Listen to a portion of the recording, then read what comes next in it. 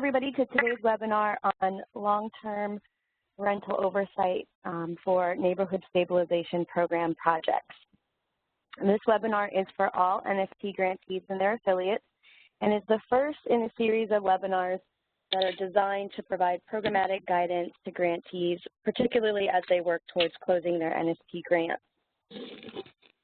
Before we get started with today's session, we wanted to let you know that we have a little bit of a plot twist.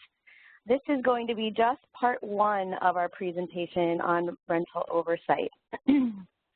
As we were preparing these slides, we realized that there's just too much to say in one session, and so this topic will be continued on December 5th, same time, 2 p.m. Eastern Time.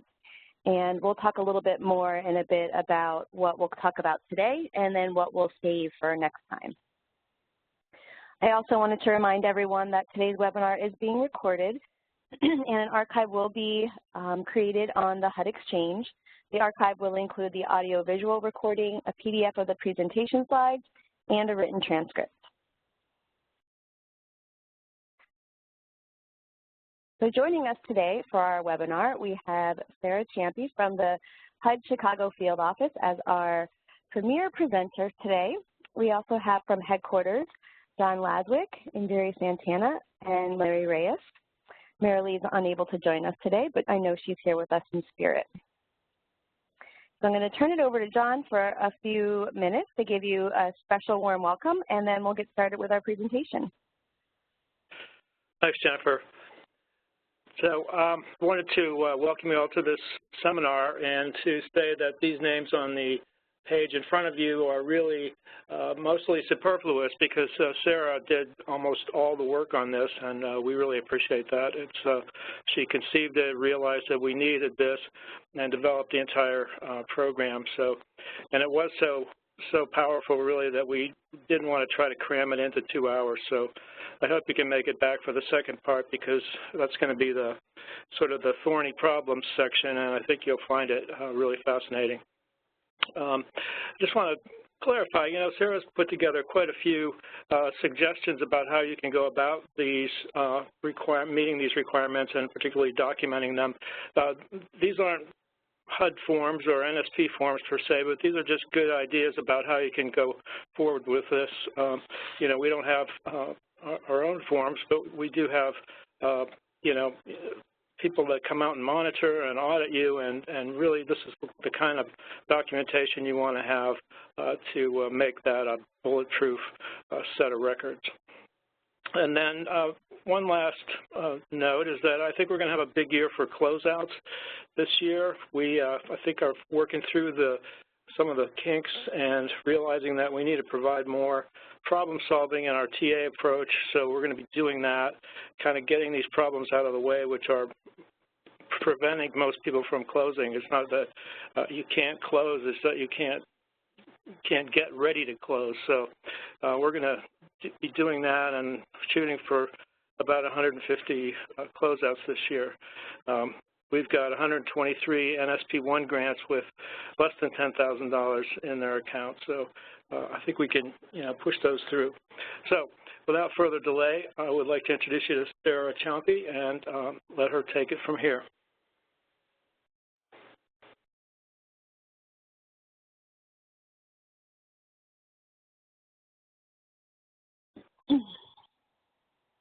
Sarah, if you're okay, there you go. Now? Now we can Hi, hear you. Good afternoon, everyone, and thank you so much for joining us today to discuss long-term compliance. As John mentioned, we have split this topic up into 2 parts. So today we're going to focus more in on some of the requirements that are basic to your programs as far as rental developments and projects and compliance. And then our part 2 will really dig more into how you can go about monitoring your projects for compliance, your oversight, plans for policies and procedures, and then also some really good discussion on troubled projects that you may have already out there. So I hope that you can join us, in fact, in December. That will be a great part 2 session. We developed this presentation with a lot of content that you can keep for reference, so don't worry, we won't be reading every single thing that's on these slides, but we wanted to make sure that you had something available to use in the future. And we will be doing some interaction with you folks today to kind of gauge where you're at as far as your rental oversight and compliance, and we'll also be doing some exercises in the future so we can really put a lot of what we discussed into practice.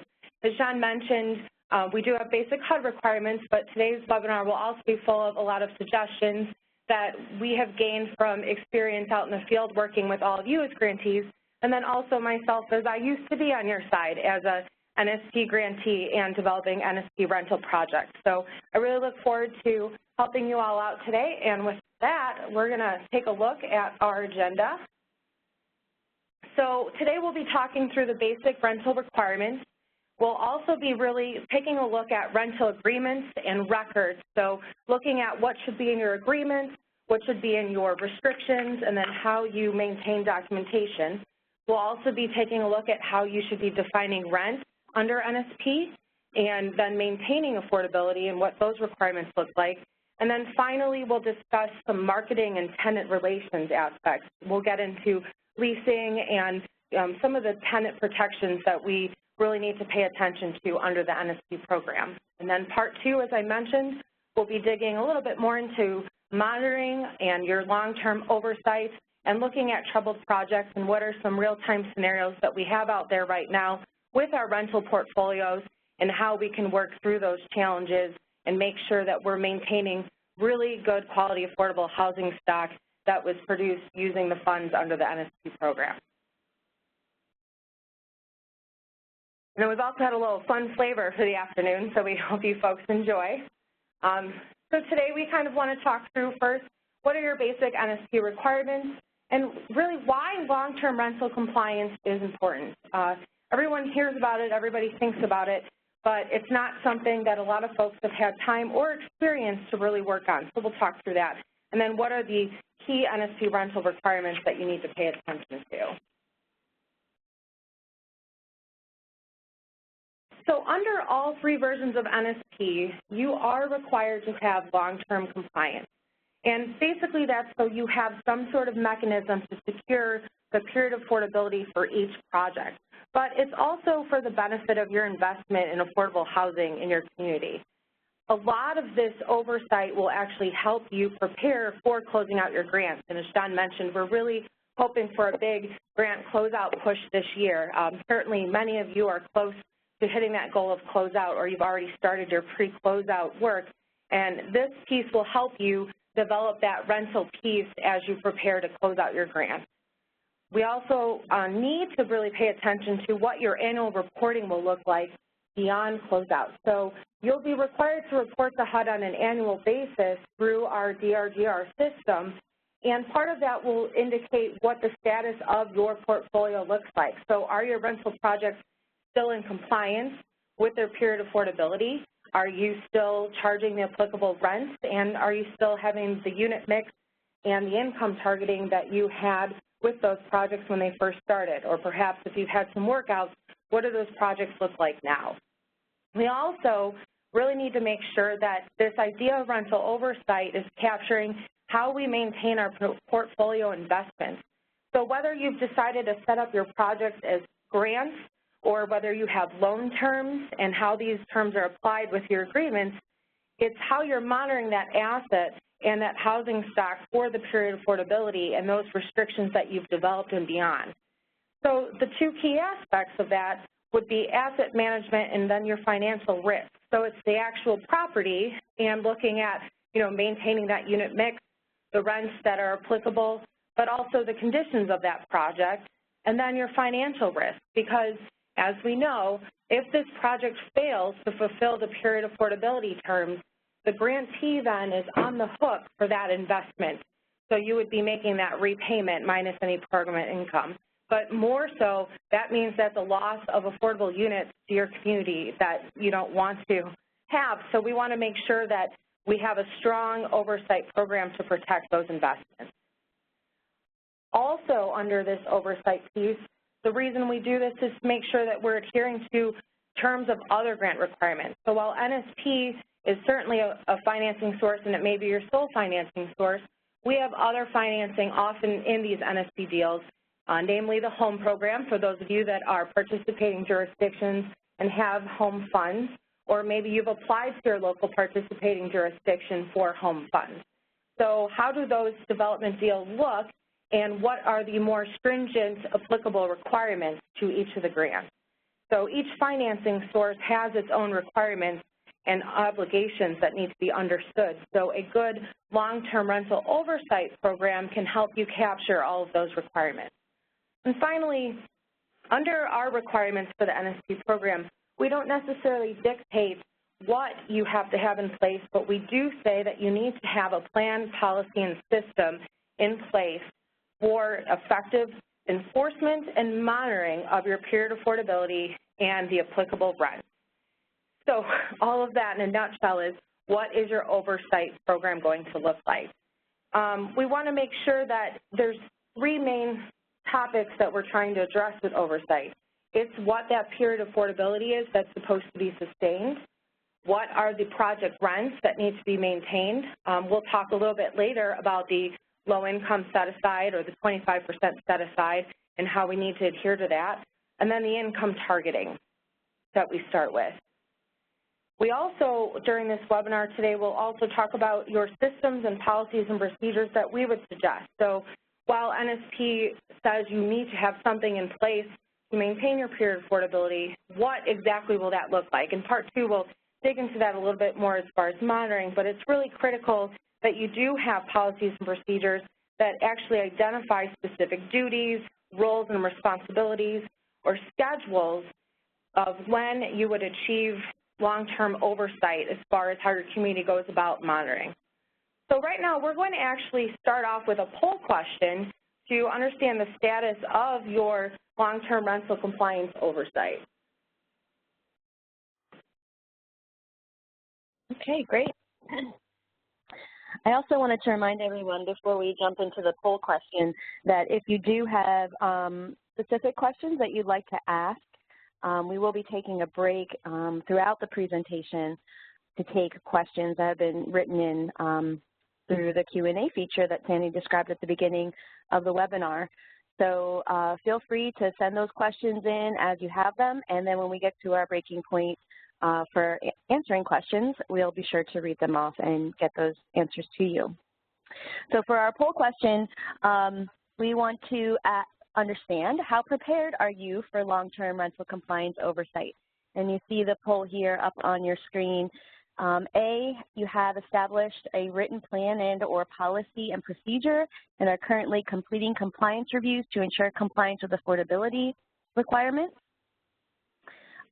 You've established a draft written plan or policy, or you have not established a plan or policy procedure, or you plan on outsourcing long-term rental compliance oversight to another entity.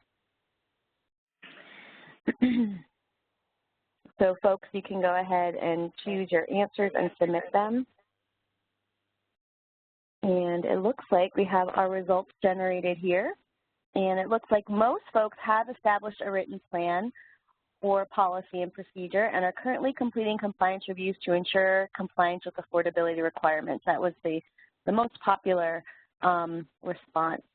But it looks like there are still a few folks out there who have not established their written plans and procedures, and so I think Sarah's going to have some good tips for you guys. Anything else you want to talk about on the poll, Sarah? Well, this is great because, you know, we're hoping that most of you are at the point where you have established some plan and policy and procedure. And, you know, those will keep being refined as you go through either closing out your grant or as your project needs change or your staffing capacity needs change. We understand a lot of you grantees out there have, in fact, had a lot of staff turnover with the NSP program, and you may not have access to other natural resources such as, you know, if you're not a home participating jurisdiction, you don't have home rental oversight. This really is, you know, sort of a new topic for you because CVG and long-term rental aren't really two things that we're used to associating with each other. So this is great, and we hope today that, you know, this webinar will help you self-check yourself, but also help make sure that your plan establishes some other items that you might want to incorporate. All right. So real quick reminder about affordability and compliance requirements. The NSP program defers to the home program. So you'll hear me use the term a lot that home is a safe harbor. In some instances, grantees have established that. In other instances, the NSP program has actually established that home is the minimum standard. So a quick reminder of what that looks like. But what I also wanted to mention is that if you do have mixed financing deals, in particular, if you have other federal funds such as the home program or NSP together, the period affordability would actually be defined in one of two ways, and you have a choice as a grantee, but it must be noted in your actual substantial amendment. So you can either consider what the full federal investment is per each unit, and then that would define the period affordability, or you can have periods of affordability that run concurrently. So there would be an NSP period of affordability that runs separate from a home period of affordability. So something to keep in mind. Another note we want to mention for those of you that are still developing your rental projects or using program income to develop more rental projects is that you might want to consider your risk and your reward for the number of units that maybe you designate as NSP versus the total amount of investment. So in some cases, folks will put in less NSP investment in each unit to gain more affordable units in a particular project versus putting more investment in for less units. So these are items to consider relative to your length of period affordability and something that you want to take a look at, especially when you're mixing your funds with other sources. You also need to make sure that you're paying attention to what other lenders require in rental deals, and particularly NSP may not be in those primary positions. And what we mean by positions is you have a multi-finance deal, that means that you have different lenders with different authorities. So they're in different positions and they have different rights. So you may fall down the ladder as a second, third, or fourth tier funder, and you need to be careful that you're still maintaining your financial stake in the specific project.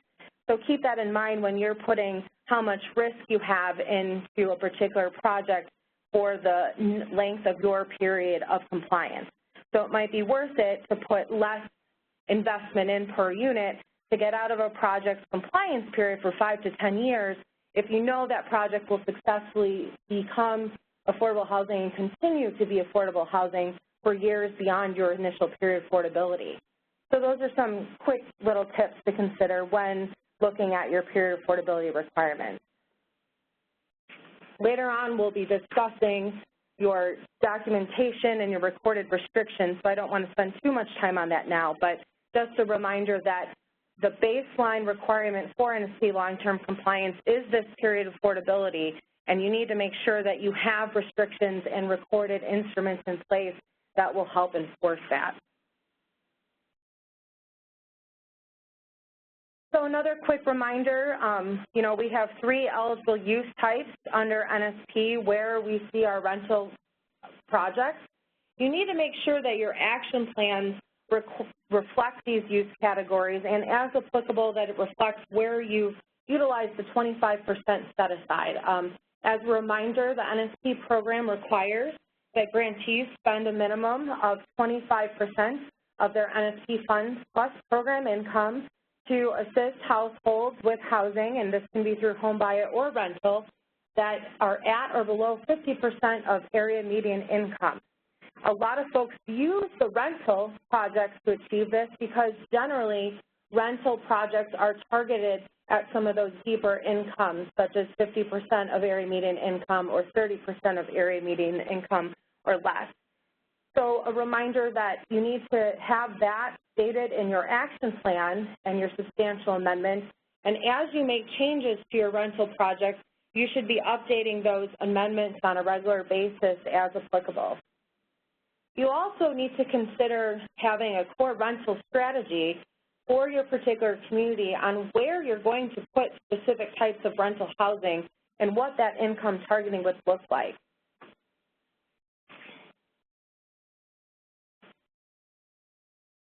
Another quick reminder here about the eligible project types for rental. I won't go into too much detail on this, but just also know that we do have a lot of folks in different parts of the country that rely on a scattered site rental development method.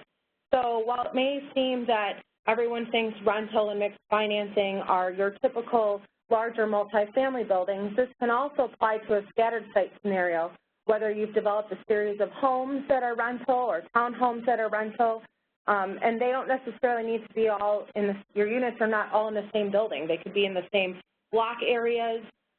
So it's important to remember that you're going to have rental requirements across a various scale of different project types. And then again, incorporating what that 25% set aside. In some cases, we also have a lot of scattered site rental that has become 25% set aside requirements. Sometimes you might have projects in your community that may have started as home buyer and could not become a home buyer project for whatever reason, so you've decided to transition them into a rental project to meet your set aside, or maybe you were a little bit short on your set aside because of an influx of program income. So all of these considerations will then change how you're looking at your rental portfolio and your rental projects. Again, please make sure that you're updating your action plans accordingly to reflect that, and that your projects are reported as such in the DRGR system, so that when you're ready to complete and close out projects and then close out your grants, you're all set.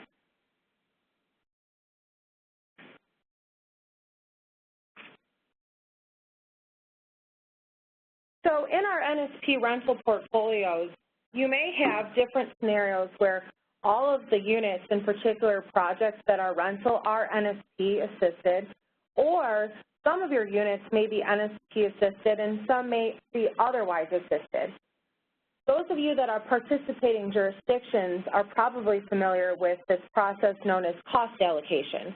But for any of you that have developed mixed financing rental projects, you should have gone through a cost allocation scenario in order to determine the amount of NSP funds for each unit's investment, and then the number of NSP funds per unit you would have to determine your period affordability and ultimately number of NSP units that you have in your deals. We won't go into the cost allocation methods today, but I encourage you to go onto the HUD Exchange because we do have a few resources on how to do cost allocation under the NSP program with mixed financing sources, particularly with the home program. And then we also have a few NSP frequently asked questions that you can review as well. And of course, if you have a question on that, please go ahead and submit it, and we can either answer that today or we can get back to you in the future. Or you may contact your HUD field office for assistance with cost allocation as well. The NSP units need to be defined in your particular rental project, not just because that's how we're determining the basis of your rental project as an NSP rental project, but you also need to be determining what that unit looks like. So you need to make sure that all of your projects define a number of NSP units, but also the size of those units. Are they studios, 1, 2, 3-bedroom units? What are the amenities of those NSP units, and are they comparable to other units? These are key considerations when defining what your NSP units are under a particular project. You're also defining the income targeting mix in that particular project. So for example, if you're going to have, let's say you have a 10-unit development and 5 of the units are going to be NSP assisted, so NSP designated units, how many of those are going to be LH25 or the 25% set-aside unit based on your investment and based on how you decide to calculate your LH25 investment. Then you need to determine, which of those units based on your cost allocation method would in fact be NSP 1-bedroom, 2-bedroom, et cetera. Your substantial amendment would also define how you've decided to undertake particular rental projects, what your methods of cost allocation would be, and then how you would, in particular, define affordability under your rental project and how those would be enforced. So the critical items, again, for this NSP compliance means you're looking at a period affordability, you're looking at the NSP applicable rent, and then you're looking at what those targeted incomes are.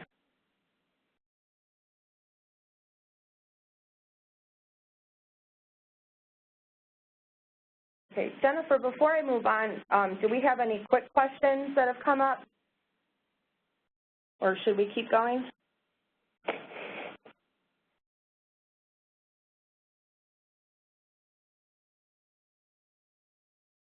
Okay, I'm not hearing any, so I'm going to continue. All right, so now let's take a look at talking about rental agreements and records. So today we'll be looking at your agreement requirements, and we're not going to spell out every single agreement requirement. Please note that there's a lot of upfront and then what we call back-end requirements to agreements, but also your project. But then also, we need to make sure that your agreements have you set up so that you are ready for success for your long-term rental compliance. So we'll talk through some of those suggested items. In particular, also when to amend your agreements and then how you assure your compliance. So your agreements and then ultimately your deed restrictions or land covenants that are used with particular projects. We'll also discuss record keeping. I know it's everybody's favorite topic. It was certainly one of mine. But we need to make sure that your records are in fact meeting HUD requirements, but also the best kept records you possibly can have. So what are some record items that you would want to keep so you can make sure that you keep tabs on the project for its period affordability, but also make sure that you're maintaining a good housing asset in your community? What records will assist you with closeout, and then ultimately those records that you will need for your oversight. I wanted to make a quick note here just as a reminder. We do have a few different relationships when it comes to our rental development. So some of you as grantees have undertaken your own rental development. Some of you have contracted that rental development out to developers. And then some of you work with what we know as subrecipient relationships. And those are either co-grantees or if you're in a consortium, those consortium members, particularly under NSP 2, and then public nonprofits such as housing authorities, these subrecipient requirements also apply. So under the CDBG program, there are particular subrecipient agreement requirements that you should take a look at. But now we're going to focus in on what we believe are some key rental agreement items that you should have. So there are some required items, which I will highlight, but also some very highly suggested items. This particular list has sort of been developed through the process of monitoring or seeing where projects get in trouble and what agreement outlets either benefited helping a troubled project work out or where perhaps the grantee maybe need a little bit more teeth in their agreements in order to get the developer to do what they needed to do. So in particular, you always have to have your applicable financial requirements and, financial reporting as it's applicable. But right here is a critical note I want to make, the number and type of NSP units.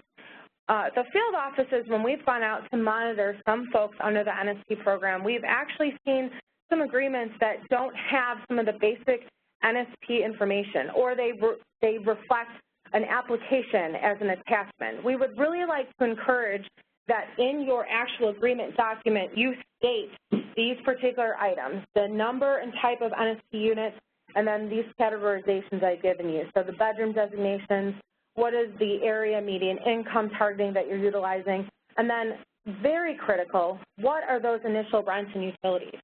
Some jurisdictions that have done this really successfully even include an initial rent schedule or proposed rent schedule. And all of this should really be determined as part of your upfront process because under the underwriting of a rental project, you're taking a look at what your rent would be coming in as because you need to determine cash flow for the project success. So please keep that in mind during your upfront process when you're coming up with your agreement that you're putting these critical items in there and they're stated. And try not to back reference other documents that may or may not be amended and updated accordingly. But the written agreement is your most important tool for the success of your projects and your long-term compliance in ensuring that you have your assets of affordable housing stock for the community. The agreement is also going to detail what may include recorded restrictions on the property and cross-reference that. That certainly would be a good cross-reference. And then you want to make sure that your agreements give you some sort of mechanism in order to enforce what is in that agreement. So if we go to the next couple slides, I'm not going to hit on all of these, but some of the more critical ones, again, you need to make sure you're stating what your period affordability will be in the agreement and how you plan to enforce that period affordability. So whether you're going to require a developer or an owner sponsor to enter into either a land covenant or a separate agreement restriction that will be recorded, however you choose to do that. Your substantial amendment, your action plan, will actually define your mechanisms for achieving and enforcing your period of affordability. So you may want to refer back to that, or you may need to update that. You also want to make sure that you are in your agreements providing a definition of income and how income certifications are to be carried out. Now, as a reminder, the NSP program is a little bit different than several other HUD programs in that we only require an initial income certification for each of the rental tenants. The annual recertification beyond that you see in most other HUD programs is not applicable. But do remember that when combining NSP funds with other resources, you would have to use the most strict and stringent requirements. So generally speaking, you may be devising an annual income scenario. But your agreement should spell out how you define income, how your income is calculated for those tenants, how income is recertified and how often, if that is applicable. And we would certainly encourage it. Just because it's not required, you may need to in certain instances. And then how you would prescribe that's done. So do you have particular forms that you wish your property owners or managers to utilize if this isn't a self-managed project? Or do you have different record-keeping items or systems that you would prescribe that they use? All of that should be spelled out in your agreement or at minimum in an addendum to an agreement. And again, that's a suggested item. A definition of income is required, but these other pieces are certainly a highly suggested addition to your agreement. We'll also be talking a little bit later about lease requirements, but I want to make sure that you also understand property standards. Under the NSP program, we have initial property standards requirements, and then there's no requirement for ongoing inspections. This is an area where we highly suggest, in order that you maintain your assets for your affordable housing and protect your investment, that you would put more strict written agreement requirements as far as property standards. And again, those enforcement provisions, they're definitely critical, and what your mechanisms are, your cure periods, maybe you have a right of first refusal that you write in there, and then reports. There's a topic here called the annual owner certification. This is not necessarily a HUD written agreement requirement, and this is a topic that we will go into more detail in the part 2 of this webinar on long-term compliance. But what it is to say is that you have some sort of annual reporting that you're requiring property managers or project owners to utilize in order to report to you what rents are being charged at the property and what incomes are being targeted at the property and what folks' actual income is. The reason we do this is because, as I mentioned previously, HUD requires you to have some sort of system and policy in place that you're maintaining your period of affordability and that you are maintaining those proper rents and that you are maintaining your income targeting as applicable. So this is sort of a tool or a report mechanism that you can utilize in order to easily achieve those 3 requirements.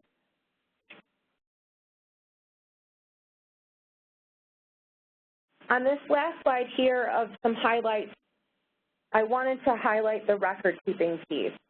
You are required as grantees to maintain records that effectively demonstrate compliance with our baseline NSP requirements. And I'll keep repeating the main 3 again, but it's that period of affordability, those rents, and those income targeting as applicable.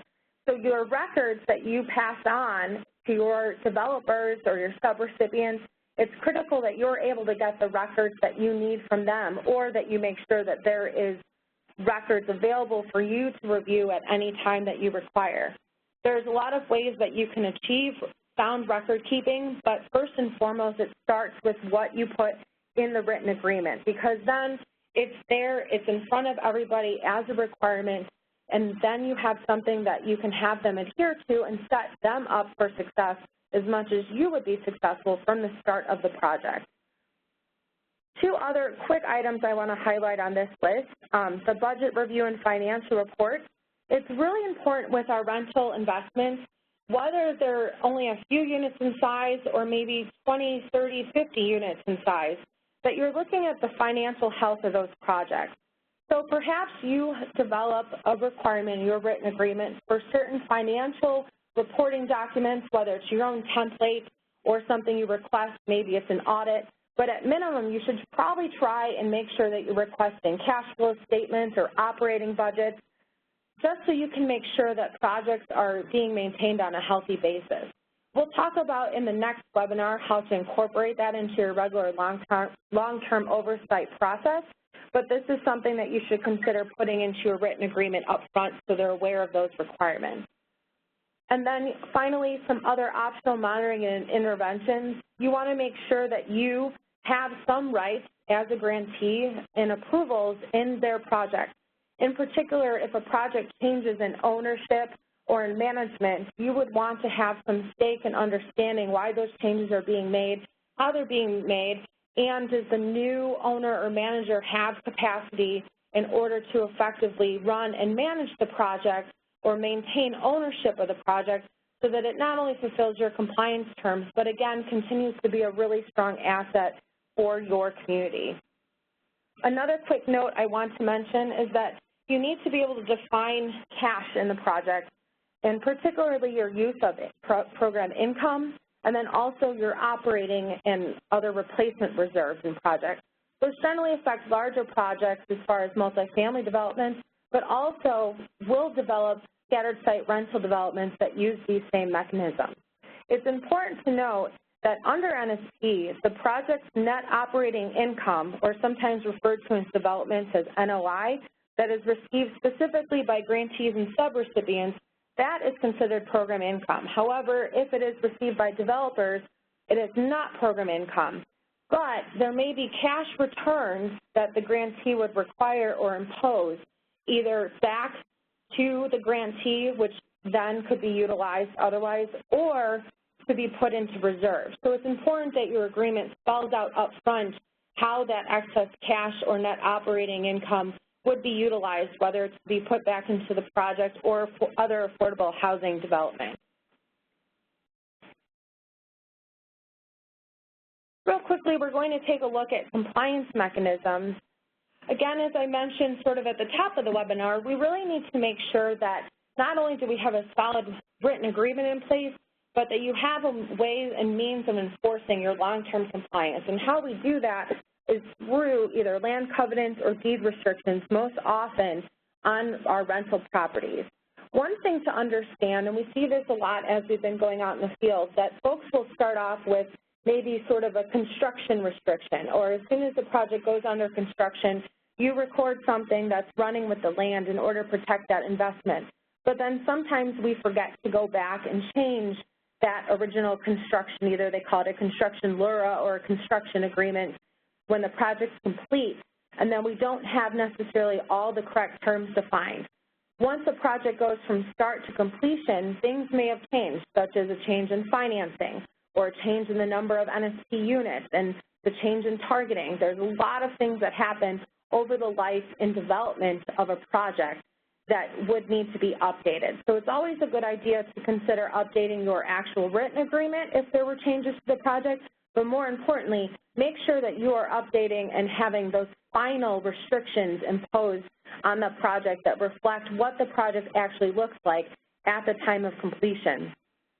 As far as what you should have in those restrictions, you should have a lot of the same core requirements that you had in your original rental development agreement. But more so, you need to really make sure that you have some critical enforcement mechanisms to ensure that you're able to enforce your period of affordability requirements and also the rent structure and income targeting that you have set up.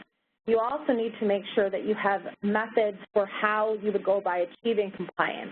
So maybe you mentioned some of your monitoring requirements, and you can have that in your restriction, but you should also have your rights of first refusal, your cure periods, how you go about protecting that investment.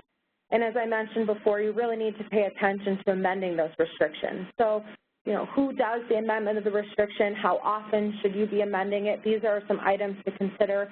And in particular, if this is a mixed finance deal, you need to see where you're at in relation to other lenders. Sometimes you need to approve restrictions that need to be amended based on parameters that come from other lenders, or maybe other lenders might need to improve additional restrictions that you're choosing to impose. So you should try and make sure that you have a regular understanding of what the other financing requirements are in a deal, and maybe you have some of those conversations with the other financers, in particular if there are other local jurisdictions, or perhaps if there's tax credits, you might have some discussions with your state that puts out the tax credits, or maybe if you have some large-scale financing such as Federal Home Loan Bank or other sources like that, you would have discussions with those folks that do that financing in order to make sure that you're all securing good restrictions on the project. And then we talked about this, but finally, the point we want to make here is really all of this is to say that you need to make sure that your investment is protected. You're protecting this investment because, of course, we want to maintain a good quality asset for the community, but more so, you need to make sure that this project is fulfilling the terms of your NSP agreement. And that means you're fulfilling your requirements through at least the end of your period of affordability. Otherwise, you're going to have to repay those funds.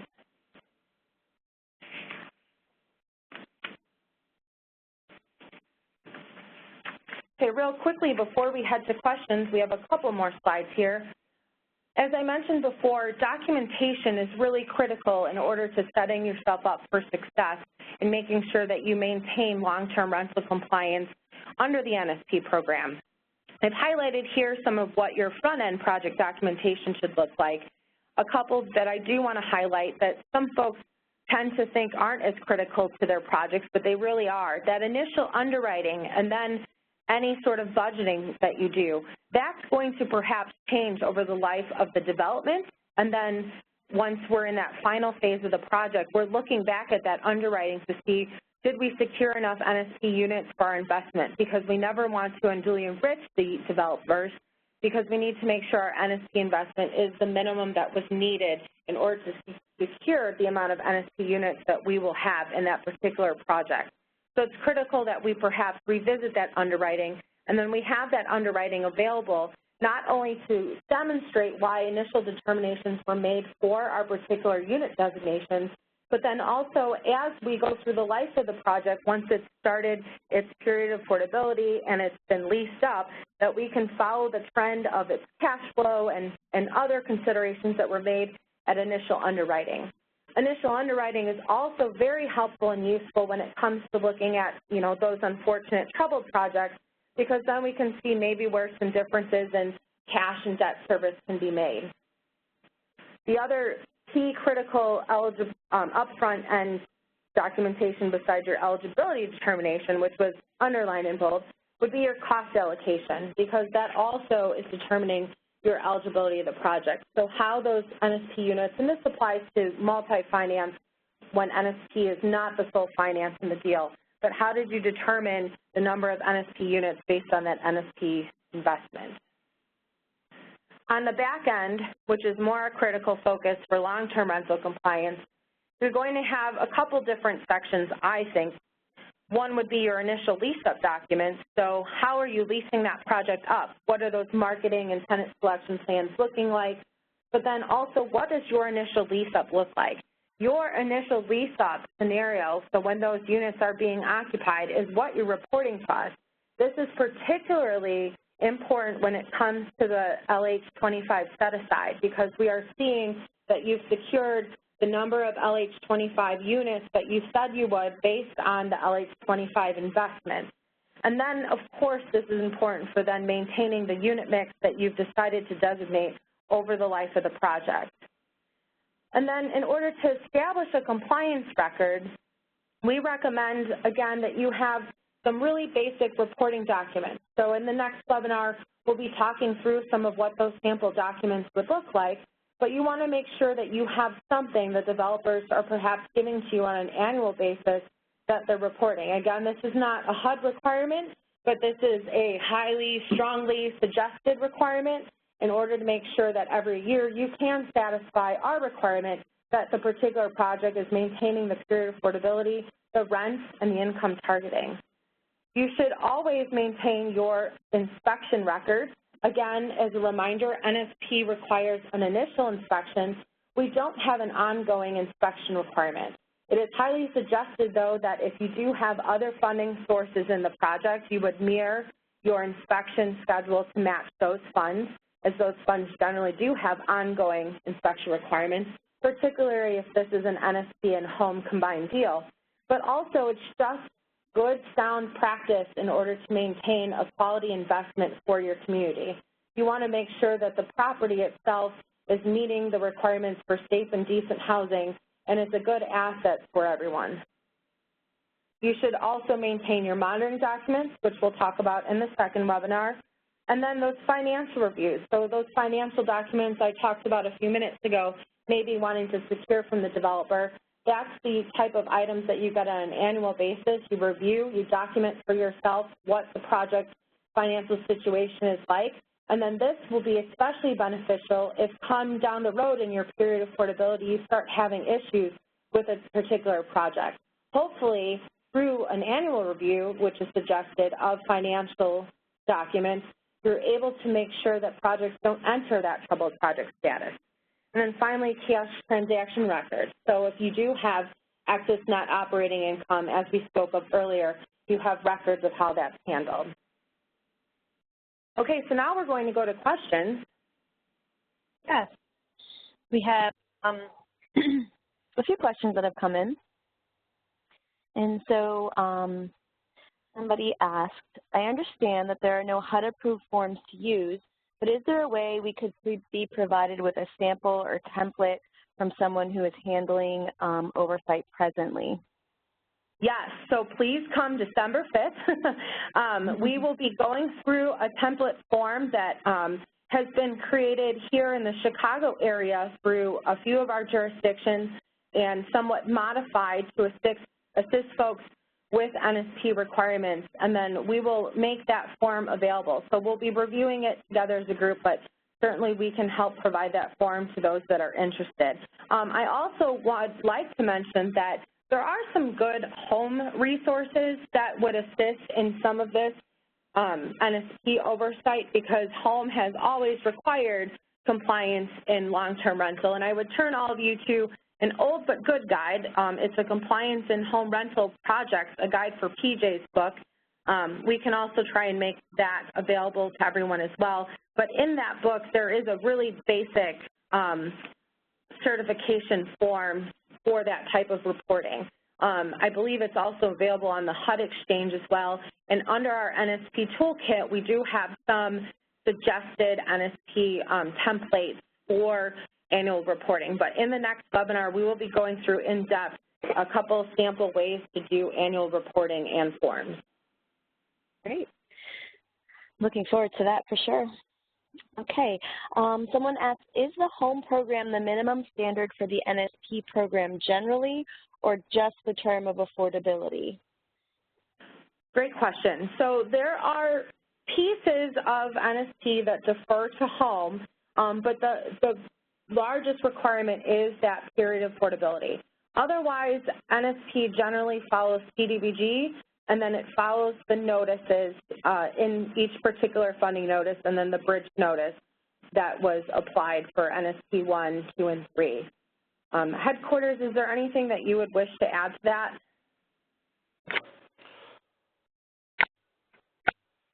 No, I think that's true. It's the safe harbor, as you said earlier, Sarah, so people can look to it. I think that the home forms and so forth are probably a little more detailed than you might need, but I think that's a good way to go, and you could sort of judge for yourself. But I think that's a good path to follow. And in the next section, we'll talk a little bit about how home and NSP rents pull together, because that's the other section where the NSP requirements sometimes get deferred to home.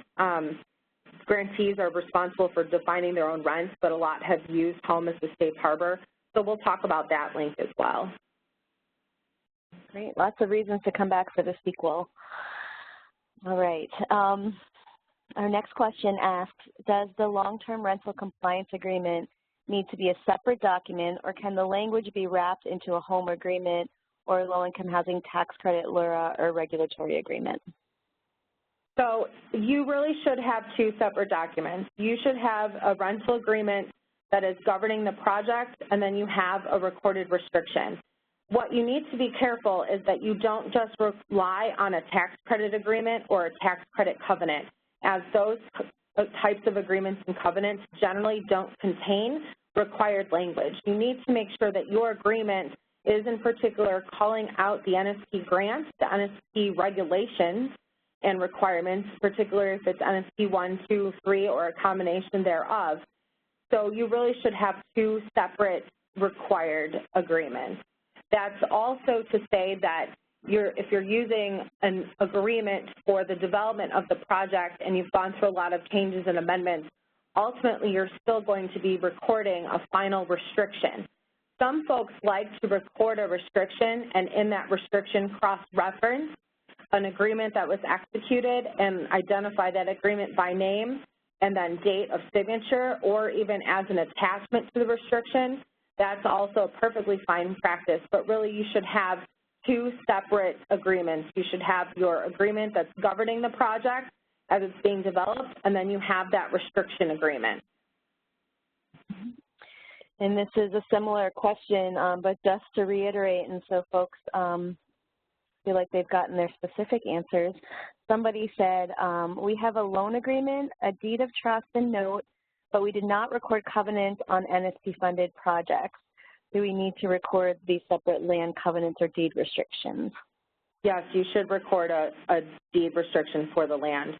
I can give you I don't want to go too in detail into stories because we'll be doing that next time, but a grantee didn't have any particular land covenant registered for a particular project and didn't know that the owner had sold the project in the middle of a reporting year.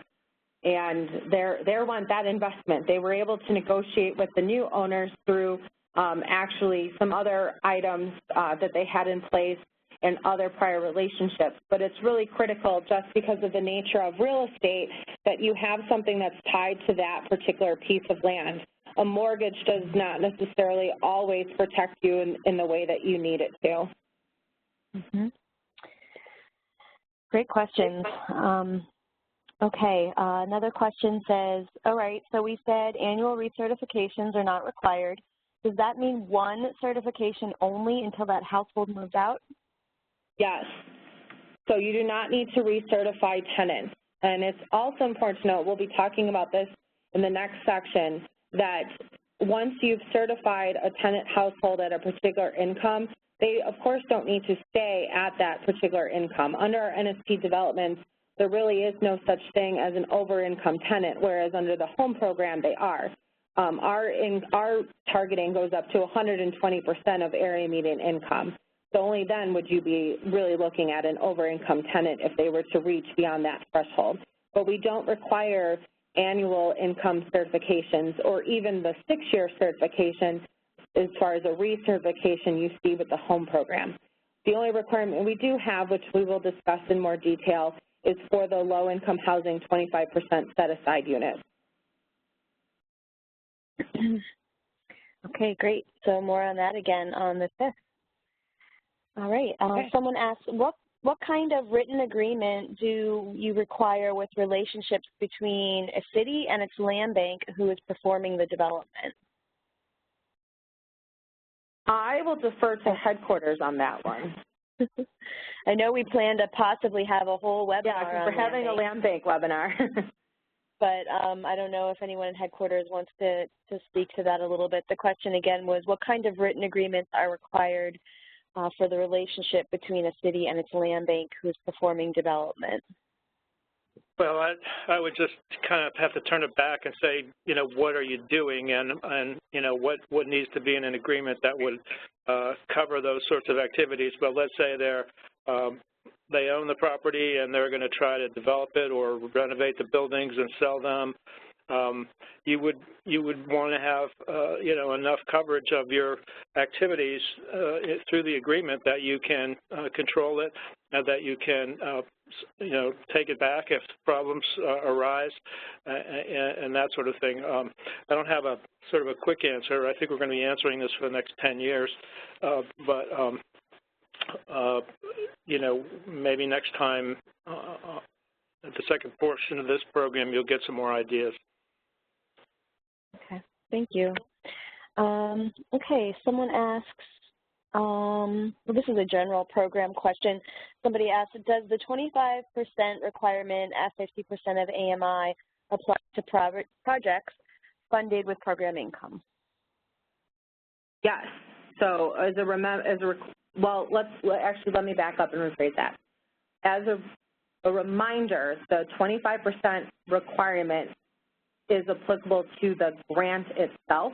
We're not looking at specifically projects, but if you have designated a project as NSP funds are expended in that project in order to count towards your 25% set aside, then you are required to have a determined number of NSP units that meet that income targeting at 50% of area median income or less. But it does apply to program income generally, unless you transfer it to the CDBG program. So it's just not required. You don't have to complete those units before you close out, but you do have to meet that requirement throughout the program. Great. So someone is liking the suggestions you're giving here, but is wondering, what about completed and occupied units? Are you recommending that we go back and attempt to revise or initiate these additional agreements? Okay, so if you don't feel that you're secure in being able to maintain an investment, meaning that you don't necessarily have the ability to get the reporting documents and data that you need, you may want to consider doing an amendment either to your agreement or an amendment to the restrictions that you have in place. I think certainly it's worth a discussion with your project partner. Hopefully you've established a good relationship with that partner, and really make sure that you inform them that this is just as much for their protection in maintaining the investment in your community as much as it is for your benefit. So I think a lot of these suggestions actually help property owners and managers keep themselves and their house in order, but also are generally a lot of documents that they already have or should have, and it's just a matter of you saying, hey, partner, this is what we really would like to have from you on, you know, this sort of basis. So it's certainly worth considering going back and amending. I'm not suggesting that you have to, but, you know, it depends on the relationship that you have with that particular entity, but there certainly are some items that you may want to consider. Now, if you're missing some of the required elements to your particular agreement, such as defining the number of NSP units and defining the rents and defining your initial income targeting, then yes, you do need to really go back and try and amend at very minimum that restriction that's recorded against the project to make sure that that's protected. You might be able to do that through a letter amendment or sort of a side, you know, an additional agreement rather than tearing the original one apart and trying to put things back into it. Okay. We have one more question, and the question asks, when you do your annual financial reviews and you find that the developer is not funding the replacement reserves, do you have some avenue other than default or just notifying the developer that they are jeopardizing their project's long-term viability? Well, you have whatever remedies you put into that initial agreement. So it's important that your original agreement set yourself up to give yourself some parameters, and maybe you don't necessarily always say you're just going to trigger a default. There's other scenarios where if you're not the only funder in the deal, maybe it's a discussion that you have with other funders. Particularly if there's tax credits in a deal, generally speaking, tax credit entities, being the states and the two cities, Chicago and New York City, that have their own tax credit allocation, they will have requirements for reserves and how often those reserves are supposed to be funded, and can assist with putting some pressure on that development partner in order to put those reserves together the way that they're supposed to. Mm-hmm. Great. Okay, that was our last question for now. Again, folks, if you have questions that come up during the presentation, feel free to write them in, and then we'll answer them when we get to the next question break. Great. All right, let's keep going.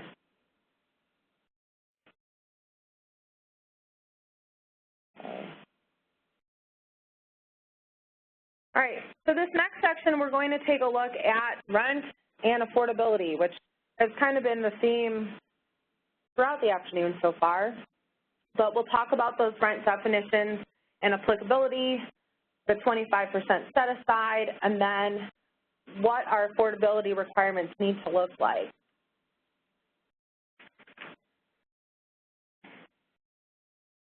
So affordable rent is actually defined by you all. When you first developed your NSP substantial amendments, or as you've continued to revise it and done your action plans and DRGR and whatnot, you actually are responsible for defining those affordable rents. So there's a few ways of going about this. Most folks, particularly if you do have home funds or if you're a participating jurisdiction or you have a lot of rental projects that are in fact going to be combined with homes, you utilize the home program rent requirements as a safe harbor. The other rent definitions you could use sometimes come from the tax credit definitions, or what we refer to as LIHTC. Generally, you're looking at those 60% of area median income, 50% of area median income, those sorts of targeting. You can also have different rent definitions based on local rent studies or rent requirements, as long as you've documented how you've made those rent determinations. And then in particular, you always have to make sure that you're defining how you're going to establish your LH25 rent. This is, again, where a lot of folks decide to defer to the home program definition that is spelled out in the home program rule. But no matter what rent definition you use, you need to make sure that the rents will achieve reasonableness, meaning that they're the particular rent for that area, but also rent reasonableness when constructing the project. So remember when I talked about before how underwriting has this great impact through the development of a project, but then also long-term?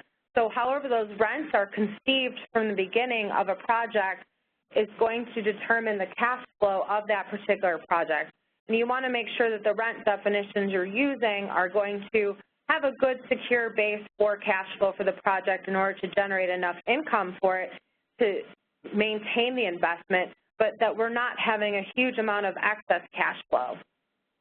You also need to be looking at, in particular, when you're using rent, and if you use the home safe harbor, there's not necessarily all the same parameters. So if this is just an NSP-only project, and you don't have any home funds in it, but you've decided to use home as a safe harbor, you can't just say, oh, we're going to use the home definition, call it a day. NSP doesn't really have high and low home units, which are terms we often hear under the home program. So the high home units, those are our 60% of area median income targeted units, and our low home units, those are our 50% of area median income units. That's not generally how NSP works, and we don't have those definitions under the NSP program. So if you're looking at setting up sort of an income targeting scenario like that, you need to make sure that that's explicitly defined in your substantial amendment. Another way we would recommend doing this is that you actually have a rent schedule. So you would put together a rent schedule that defines what your rents are going to be, and if you do use home definitions, what particular parts of those home definitions are you utilizing, and spell those out. You also need to make sure that you're specifically speaking to in your substantial amendment how other subsidies apply. So for example, under the home program, if there's project-based subsidies in a particular unit, then our definition of rent changes. Generally under home, we use the lesser rent, but for example, if you have a project-based subsidy, then it becomes the project rent. And then we have to take a look at how that subsidy impacts the cash that's going to be in that project. Because again, if a unit is further subsidized, then we need to take a look at the underwriting and cash flow to determine if the debt service was adequate or if there was too much excess cash that may be generated. All right, before we go a little bit deeper into that, we want to do another poll because we'd like to understand how y'all are defining rent. For our second poll question, we are asking, how is rent defined in your substantial amendment? And you can see the poll question there up on your screen. You can go ahead and answer. A, home as a safe harbor, no other provisions. B, low-income housing tax credit rent. C, locally approved rent definition relative to fair market rents. D, our plan is missing this information or the definition is not consistently applied. Or E, I'm not sure. We'll give you a few seconds to complete your answers.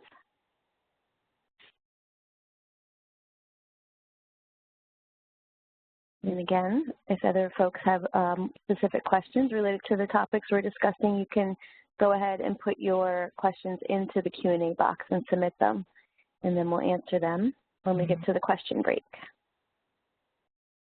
Just a couple seconds left to get your answers in. And with that, we'll be able to see the results in just a second. Let's see. The results have not popped up. Sandy, can you see the results on this poll?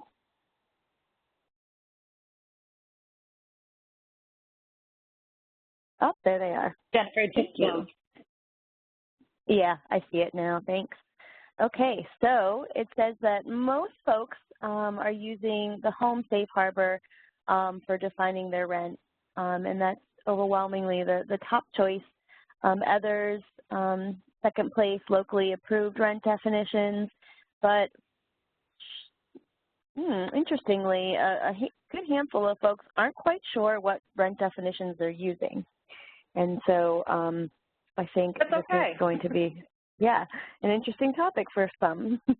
Yeah, so, you know, I expected to see that we would have a lot of folks that would be utilizing the home program, and certainly that's a sound way of going about, because either you're mixing your projects with homes, so it just makes compliance and rent determinations that much easier, but also it's a standard that's there. What also is not, don't be alarmed, but if you don't know what you're utilizing, or maybe you need to recheck your original definition, maybe in some communities, and we've observed this with some grantees, in particular, you've defined maybe how you want to go about rent, or you've utilized local markets, and then as the NSP program has changed over time, that rent structure hasn't necessarily worked out for you. So while you really shouldn't be going back and changing rent structures of projects that are already leased up and occupied, if you have the opportunity to change rent structures, or you still need to develop it, then you may want to consider some of these other strategies. And for those of you that are also new to the program, maybe you just don't know what's being utilized, then part of that little homework assignment perhaps then is that you're going through your rental portfolio and you're taking a look at your original project underwriting and project agreements, and then of course your substantial amendment to see how you've defined rent. So another quick note we want to make is that the CDBG or home programs don't necessarily define this area of 80% to 120%. Typically home is capped at 80% of area median income. That's as high as we go as far as a home eligible tenant. Now, then we have over income ways of calculating.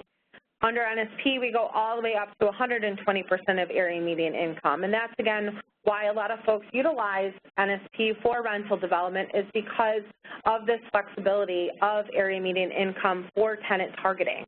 So you are required to define how you would go about defining what those AMI targeted rents would then be.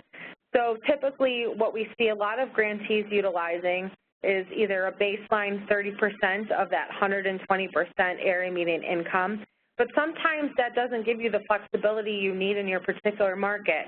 So you may need to look at what your fair market rents are in that area and then consider utilizing 30% of what those fair market rents are. So there are several ways that you can go about doing this. As long as you've documented it, then we're okay with that, but you should certainly check in with your local field office as far as how your assessment of the market conditions has been conducted and how you would document it. And then maybe you have that discussion prior to submitting either an amendment or update to your action plan if you don't have that information in there already.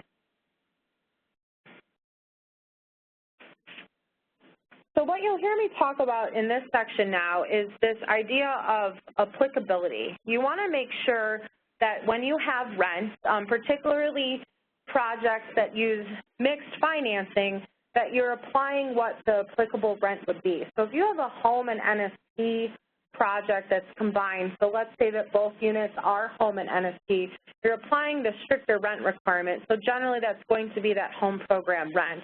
And most of folks have already defined home as a safe harbor, which we've discussed anyway. But if it's a combined project, of course, home would be the prevailing rent requirement. So then you need to be charging the lesser rent restriction.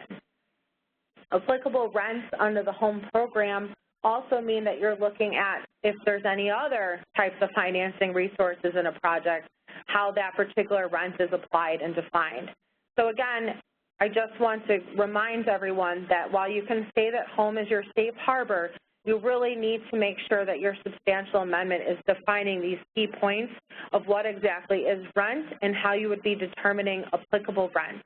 If you have questions on that, I would really encourage you to look at the home rent section, which is 24 CFR 92-252, particularly that section of the home regulation spells out our regulatory requirements for defining rent. And then again, a note about this low home and high home.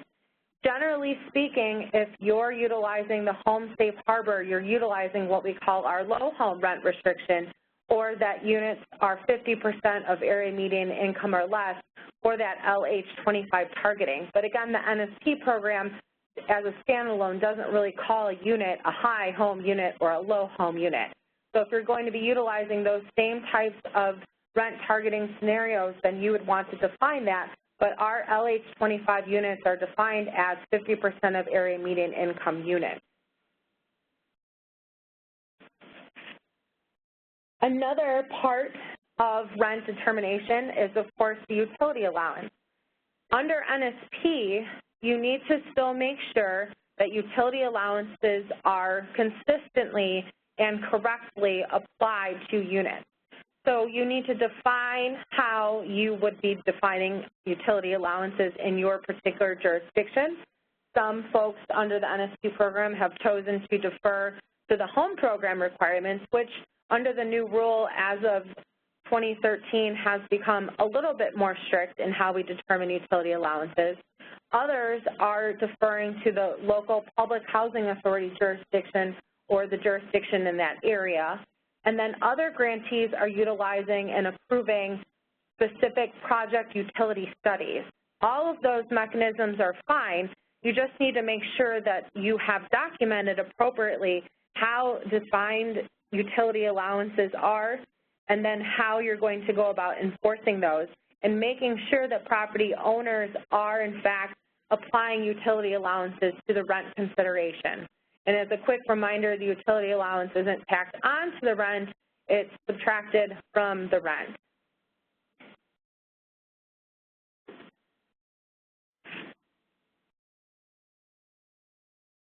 Under the period affordability requirements, we need to make sure that we are charging the correct NSP rent. That's our long-term compliance in a nutshell right there. And what we're really trying to make sure is that those max rents that you've spelled out on an annual basis are what's being charged. Again, we gave you the suggestion earlier that you should provide your owners with a rent schedule. You should do that initial lease up, maybe even during the initial course of the project. Obviously that could change. But an initial lease up, if you give them a rent schedule of what the applicable rent is and then the corresponding utility allowance, there should be no question of what that rent that would charge would be. Going forward, if you provide an annual rent schedule, then you've set yourself up for success because, again, they're seeing your expectation for what the rent should look like plus applying the utility allowance. You should do this type of process in writing. We don't have specific requirements on how this process looks like. Under the home program, you are required to approve in writing specific rent increases or changes in utility allowances on an annual basis. Under NSP, this is something that we would suggest that you do. However, it's important to remember NSP does require you annually to make sure that your rents that are being charged at projects are in fact correct.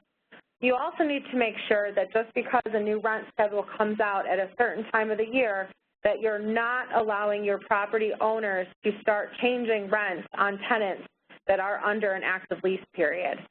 Some property owners try and time their lease renewals at the same time that generally your rent schedules would come out.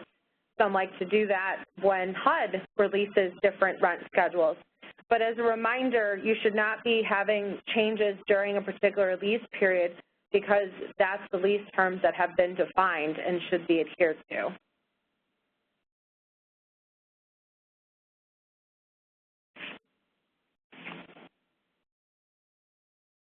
So when we start off with an NSP project, you have an initial unit mix. And all of that came from the project's original underwriting, and it's looking at what those rents are that will be charged and then what that tenant population will be in. However, over the course of an NSP project, let's just say it's NSP alone, you do not necessarily always have to have that same tenant scenario, but you must maintain compliance with the 120% of area median income. The exception to that, though, is that in any rental project that has an LH25 set aside of units, you must maintain that LH25 mix, meaning that if the LH25 unit is designated as such, each succession of renewal, so from household to household, that initial household income certification must be for a household at 50% of area median income or less. There is no exception to that. The LH25 requirement will stand for the entire period of affordability. As I mentioned earlier today, that we don't really necessarily have what we call an over-income scenario under NSP, but during the life of a project, tenants may increase income, and that's a good thing. Remember, you're providing affordable housing and secure housing, which enables tenants to maybe go secure other forms of employment or whatnot, and they're getting extra income. That's expected, that comes with housing security. So as they grow their incomes, we don't, we're not in the business of making others homeless, certainly. So what we want to make sure we do is that you have your LH25 targeted units, and then you have your other income targeted units, but again, we don't require that annual re-income certification under NSP, so we're not looking at other over-income scenarios. However, if your multi-finance deals have other restrictive requirements, such as the home program has its own requirements on income and how you charge over-income tenants during the lifetime of a project, those must be adhered to.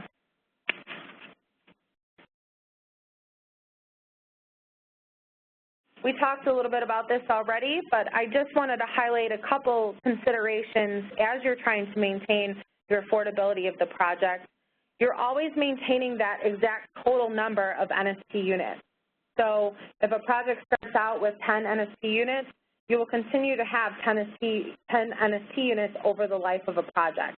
Now, sometimes we get into troubled project scenarios, which we'll talk about in Part 2, that may alter some of those initial considerations, but again, it's really critical that you're maintaining your NSP designated number of units for the lifetime of the period of affordability.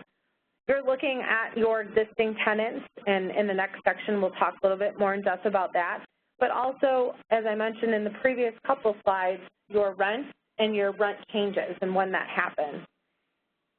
And then finally, when adjusting rents in projects, whether you're allowing owners to raise and increase rent over time, you're making sure that those increases or even decreases are relative to the cash flow that's being reported at the project. You don't want to necessarily allow a developer to keep increasing rent over time just because it looks like your local ability to increase rent over time has, if it doesn't make sense for either the income targeting that you've desired at the project, but also the cash flow at the project. But conversely, if the project and the tenant mix can support an increase in rent, then you can certainly take a look at that. It's really critical that as grantees you understand, although it's just the initial requirement, we do have an income certification requirement for all NSP tenants and for NSP designated units. Generally, you have the two definitions that you can select from. I would say 99% of our NSP grantees have selected the Section 8 known as Part 5, Definition of Income, and our HUD online income calculator that can be found on the HUD Exchange will assist you in utilizing that income. You'll remember earlier today we talked about items to put in your written agreement, and one of those that I keyed in on was defining income and how income is to be reported. So it's really critical, again, that you make sure your written agreement spells out what source definition you're using for determining income, how it will be determined, and then what will be reported to you.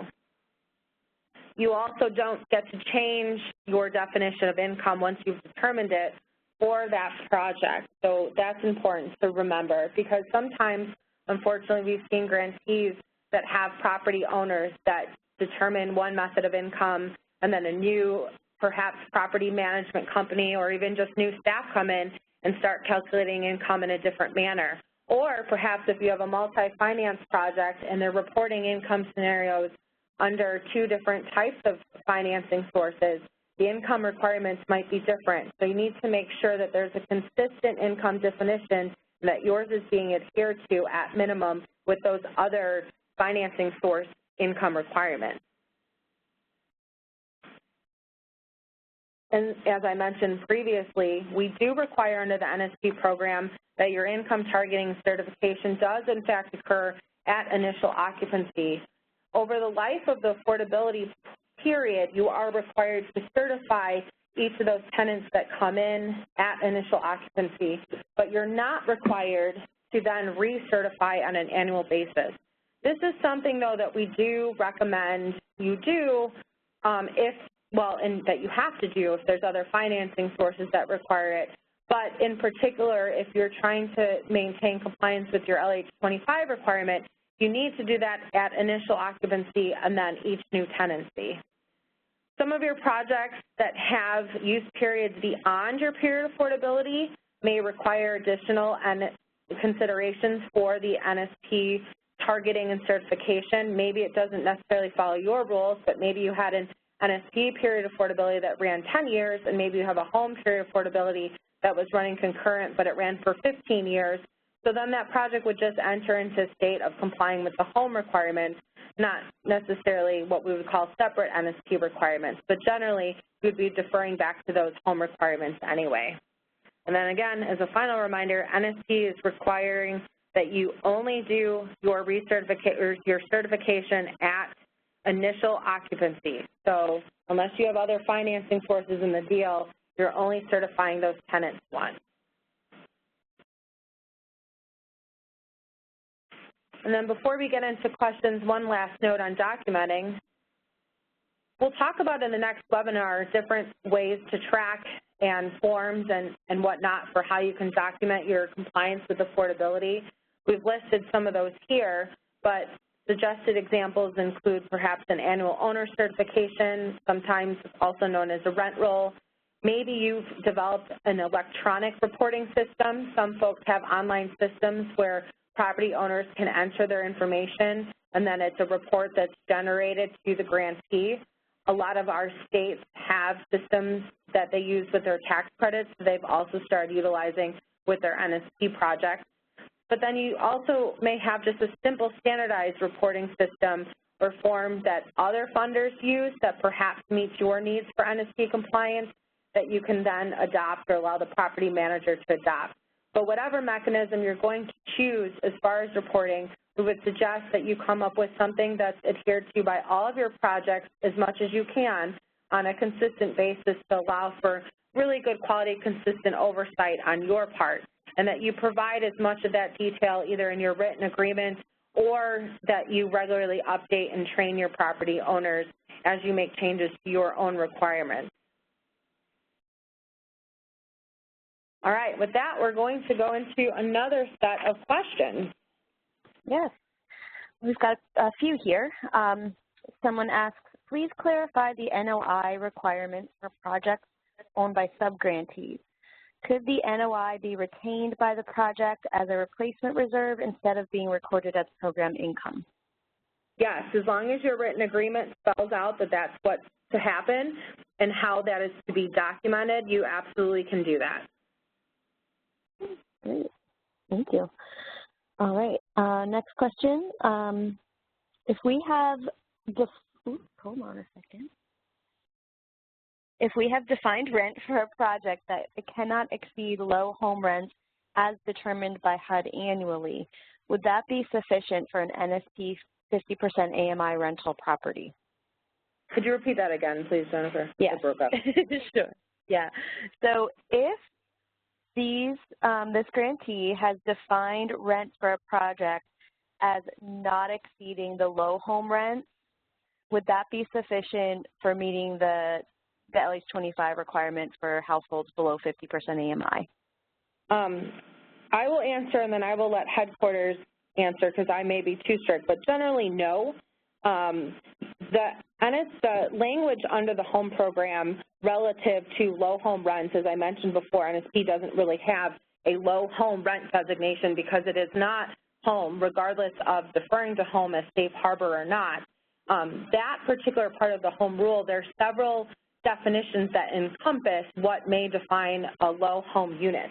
There's also different applicabilities based on other funding that may or may not be in a project that would also define what a low home unit looks like. So really what this grantee I would suggest you do is that you more clearly define what low home is based on the regulation that we have for a low home unit, but also in particular if these are mixed finance developments that have other financing sources, we need to have those considerations in place as well. But just to say that it meets a low home unit requirement is really not sufficient for what we would consider a definition of rent. Okay. I don't know if headquarters you wish to add anything to that.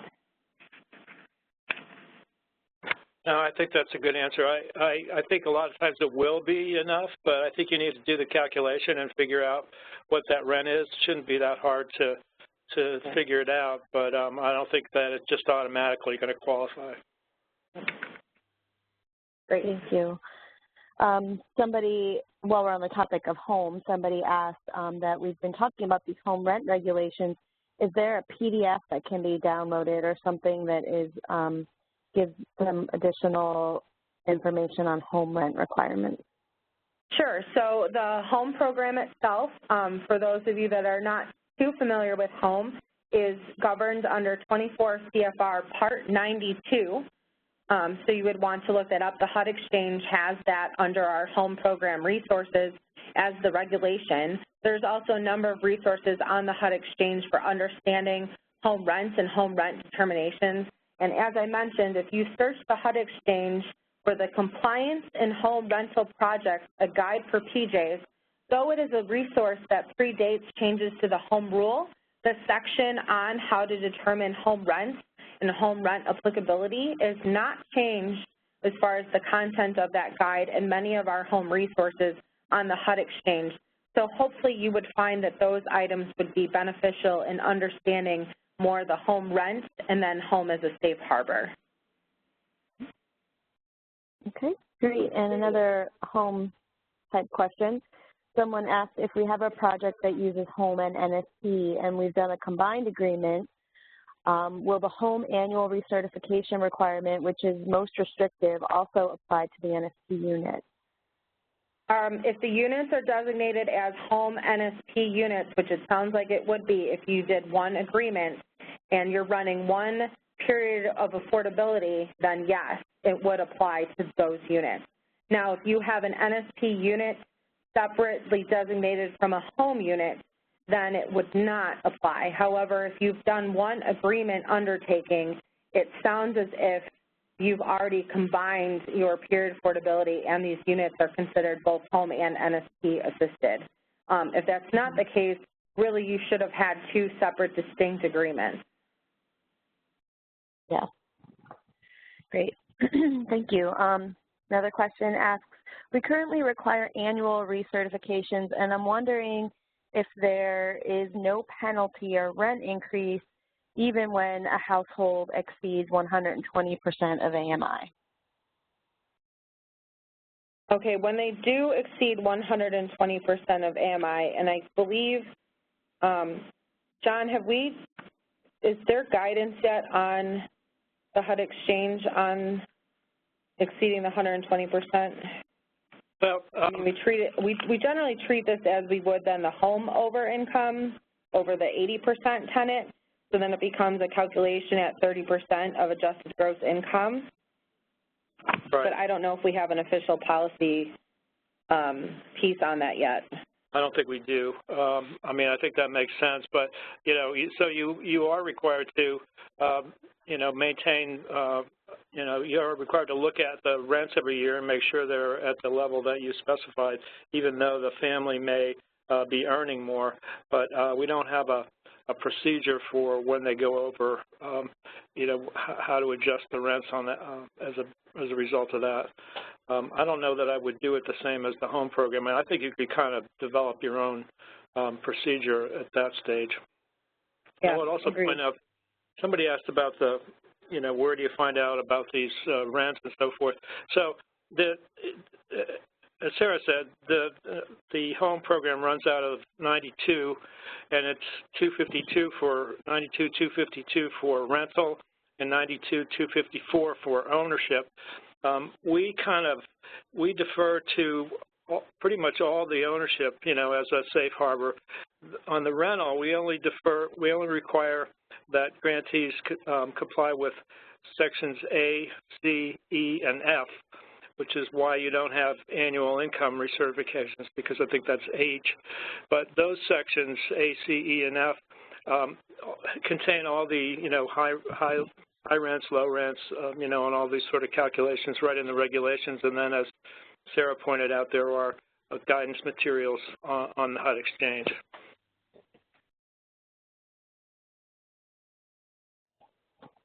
Okay. Thank you for that.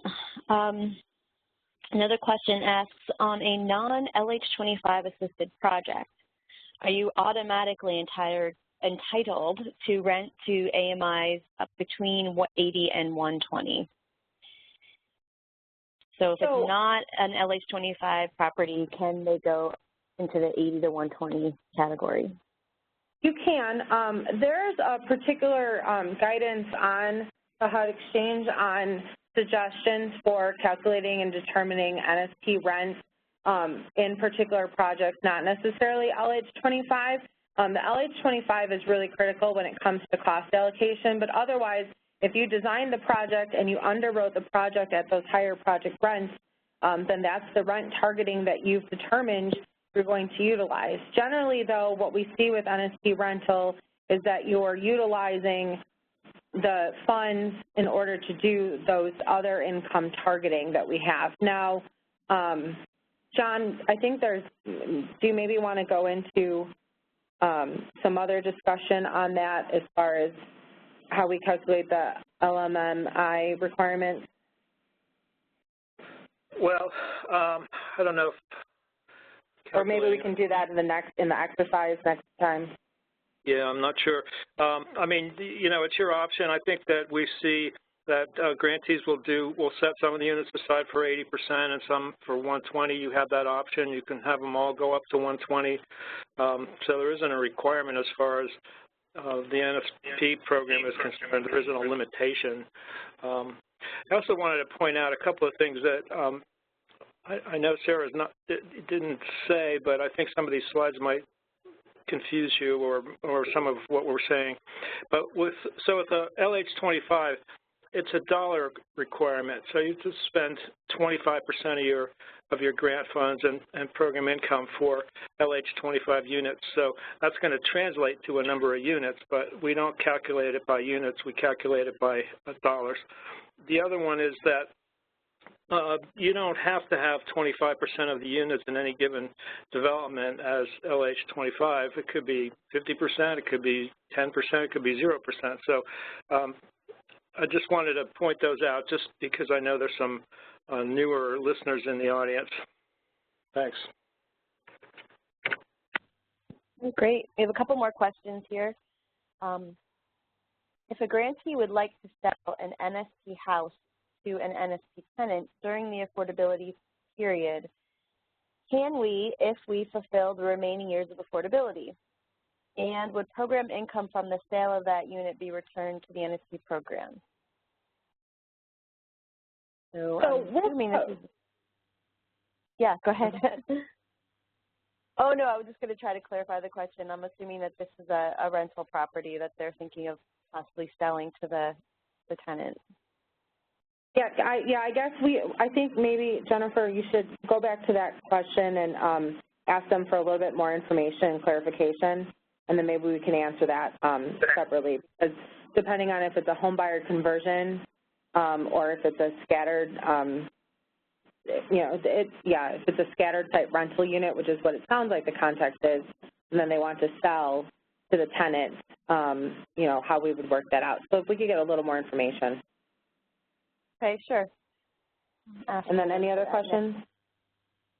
Okay, so she says, yes, we have a tenant in an NSP property that wants to purchase the home.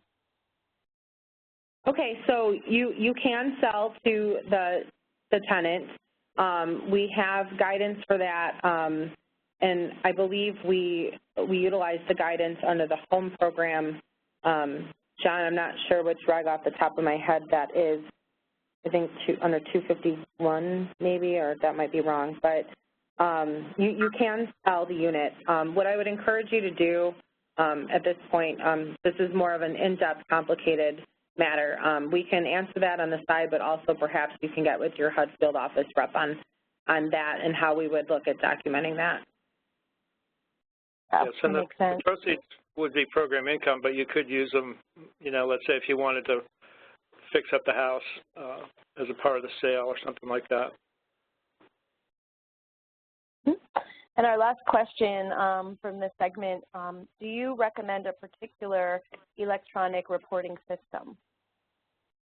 No, we can't make such recommendations. I've seen a lot of different ones that different states utilize. So I would encourage you, if you are not a state, but if you are in fact a local grantee, either a participating jurisdiction or another private or nonprofit developer housing authority, that you speak to your state tax credit agency, as most of them have developed already some online, or they utilize different online services that are pretty sufficient for your needs. Okay, and that was the last of the questions. Okay, let's continue. All right, so the last section that we'll be going through this afternoon, we'll be discussing marketing and tenant relations. So we'll be talking about some of our basic requirements, such as fair housing, affirmative marketing, your marketing and selection practices. A key one we will be really kind of digging a little bit more into will be leases and then tenant protections, because this is a critical area, not just for why we do this, but for ensuring that our grantees are in compliance with these requirements, and then also our project owners and managers, and then what those marketing records should look like. So under your long-term rental compliance oversight requirements, we make sure that your policy and plan or procedure, whatever you've put in place, it's making sure that you're adhering to your period affordability, the rents, and income targeting. We've established those are the big three. But that also you're making sure that over the course of a project, the project is adhering to some of our very specific standard federal provisions that we have in place. So I've highlighted for you here over the next couple of slides some of our critical areas, but really that marketing of the project. So you're affirmatively furthering fair housing when you're looking at those components of what your affirmative marketing plans are looking like. How often are you requiring your property owners to submit those items to you?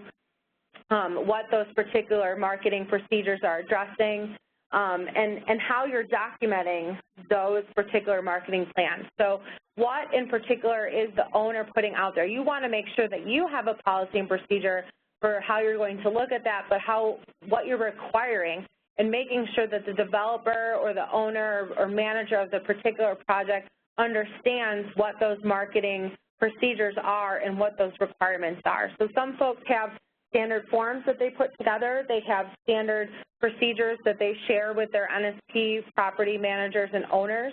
Others kind of just, go through and see maybe if there's other financing sources in the project, what those other financiers are requiring, and seeing if those satisfy their obligations. But it's really critical that we make sure that all of the project marketing is, in fact, conforming to our fair housing requirements and our affirmative marketing requirements.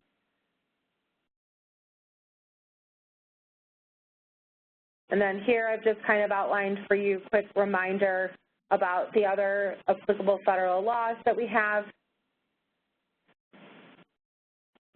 And then, again, a little bit more to talk about that affirmative marketing point. It may vary based on the type of project. Your scattered site developments, for example, may have very different affirmative marketing plans than your larger multifamily units would.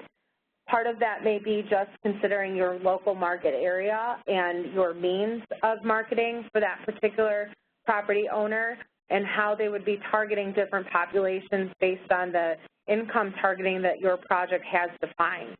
But it's really important that you're having some sort of means for them to document and inform you and record how they're going about their particular affirmative marketing so that you can ensure that it's in compliance with our fair housing requirements.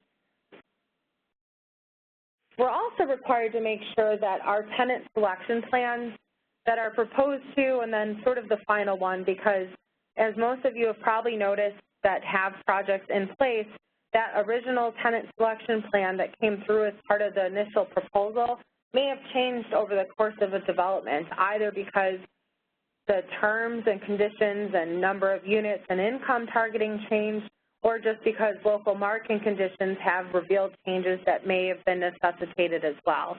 So it's important that your records are going to reflect that, and that if you had specific targeting of incomes or specific targeted populations, that your marketing plans and your tenant selection plan then is adhering to what those original determinations were or as they had been amended.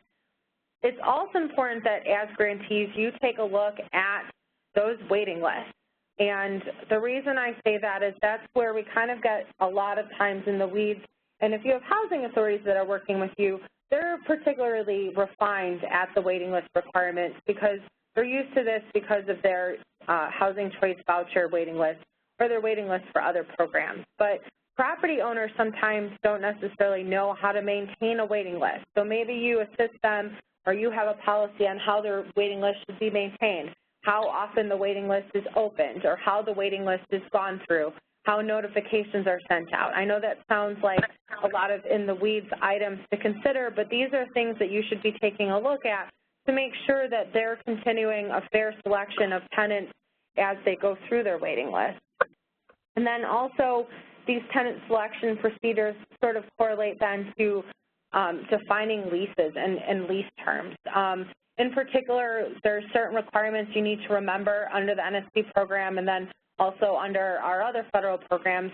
You know, we don't require services, for example, but maybe some particular populations that are assisted with our projects are having service components. But again, that's not a requirement under our leases and can't be a requirement under our project leases. So just some one-off considerations to think about. And then this is my favorite topic, the Chicago grantees will tell you. But leases are really, really, really important. And the NSP program does defer to home as the safe harbor for our lease provisions. I've given you the two important regulations to look at, 24 CFR 92-252 and then 92-253. 253 is really important because that contains our prohibited lease terms, which I've kind of gone through a little bit in these next couple of slides. But leases serve as the protection for three parties, I like to say. They serve as a protection for the tenants, which is who we're ultimately trying to serve. They serve as a protection for the property owners and managers because it spells out the terms and expectations for that tenant for leasing that unit. And then they're also protecting the grantee. They're making sure that we have the correct means and mechanisms in place for tenants that are supposed to be in our project to be able to live in our safe, decent housing in our NSP project. So we need to make sure that Our leases have particular language in them, you know, defining rent terms, when rent can be adjusted, the terms of the lease as far as, you know, when leases are renewed, those types of processes. But you also need to make sure that we're not putting in lease terms that would be necessarily hurting that tenant-property owner relationship. And I gave you that regulation there, and we also talk about that on this next slide here. I'm not going to read through all of this to you because you do have this as a resource, and it is very clearly laid out in the home program regulations. But I want to make sure that you understand how important leases are, because this is really where the success of your project as far as maintaining those tenants in your project lies. You are not required to review leases in a certain manner under the NSP program. However, we do highly recommend that you have a mechanism under your long-term compliance that you are reviewing leases. Next webinar session, I'll talk about some strategies on how to review leases, but a simple means is just through like a desk audit. Let's say you annually request to see, you know, the current lease form that's in use. But certainly before a project goes to lease up, you want to take a look at that lease and make sure that it doesn't have prohibited provisions and it has some key critical requirements in it for you, but that also it's going to be a lease that will work for that particular project and that targeted community. So when you have mixed finance projects, they may have leases that will govern certain provisions and requirements. You need to take a look at those as well. A word of caution, just because a lease says that it's a HUD lease doesn't necessarily mean that it's going to be a lease that applies to everything that you would need as far as a lease for the NSP project. Some of these HUD leases have also been out since the age of time and have not necessarily been updated, though they may look fancier because they've been typed and put into a PDF now or something, but they don't necessarily have all the required terms, or they in fact have some prohibited lease terms that have been added and changed over time, or at least since the inception of the home program. So it's important that you don't just generalize a lease as a HUD document and consider that it's a safe document to use. You really should take a look at each lease for every specific project that you have at initial occupancy and then on an ongoing basis. The lease's, you know, final point is that's where you're really governing the rent and utility allowances for our properties, and you want to make sure that the leases have specific and sufficient language in order to understand rent and then how a utility allowance is applied and what the utility allowance specifically covers.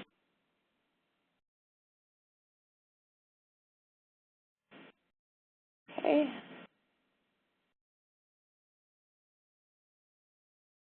It's not clicking. There we go. And then finally, under leases, you want to make sure that we're taking a look at termination requirements.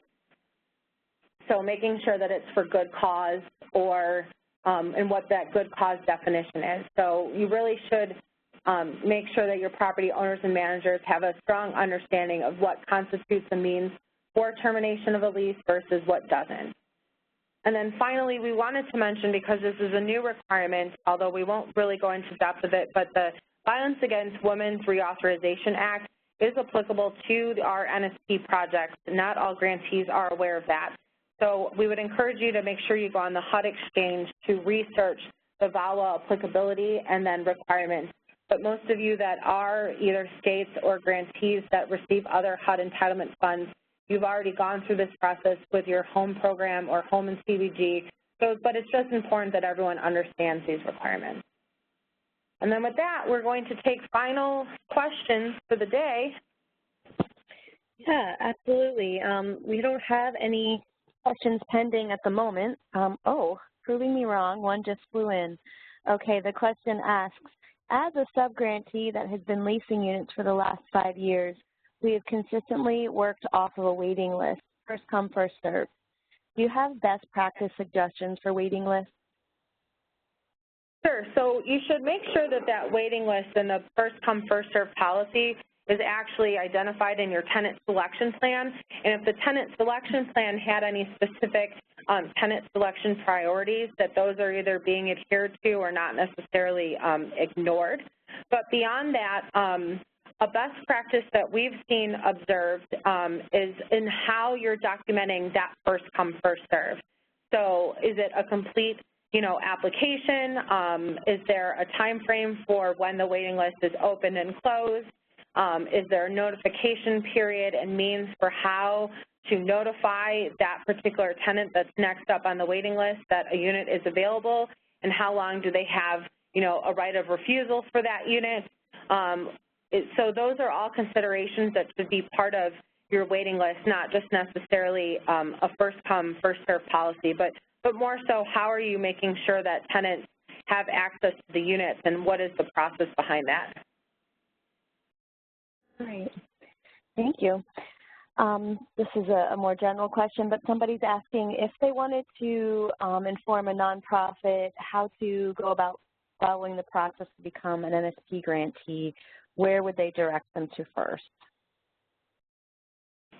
I'm going to let headquarters answer that because I think that speaks to, we've already, all funds have already gone out. It may be that they're applying to maybe their local state or another entity that has NSP funds.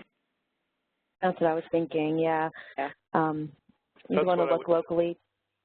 Yeah, so you want to talk to your city or county or state that you're in. Quite a few of them have funds still available or program income, or some of them have line of credit funds. So while there is no new money, we are trying to get the old money spent, so help us out. Great. Okay. And I think that's it for our questions. Sarah, can you advance to the... Go ahead. Go ahead, Jennifer, I just noticed this.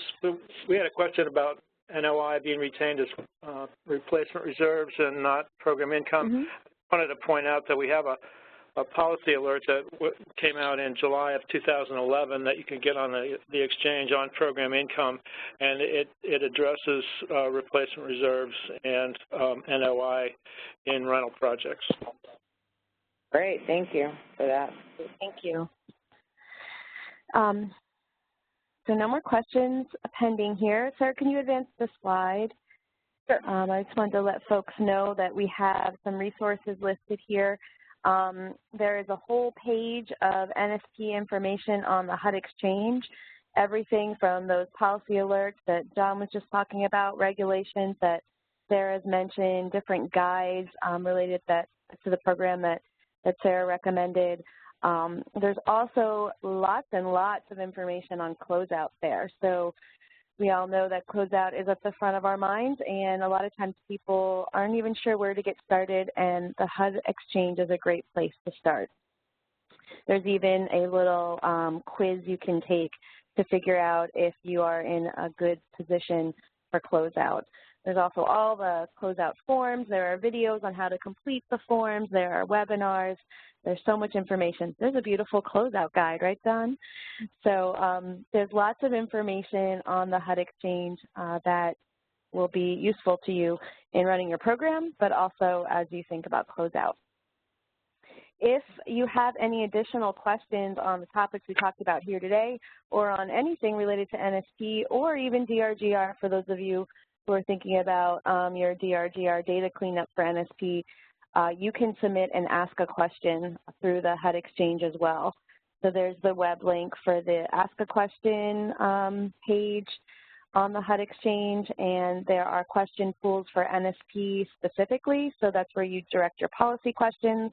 And then there's also a DRGR question pool as well. And on the HUD exchange, you can also sign up for the mailing list. So there will be additional webinars upcoming. As we talked about here today, part 2 of this rental oversight topic will be covered on December 5th. And so to get information and alerts about all the webinars that will be coming out over the coming months, I would recommend that you sign up for the listserv announcements for NSP, and you can do that at the HUD exchange. The plan is to have about a webinar a month on different topics. You've heard us mention that land banks may be a topic in the upcoming months, as well as using the rest of your line of credit and program income. different ideas for that, ideas for meeting national objectives, and things like that. So lots of good topics coming up in this series. So keep an eye out for those webinars.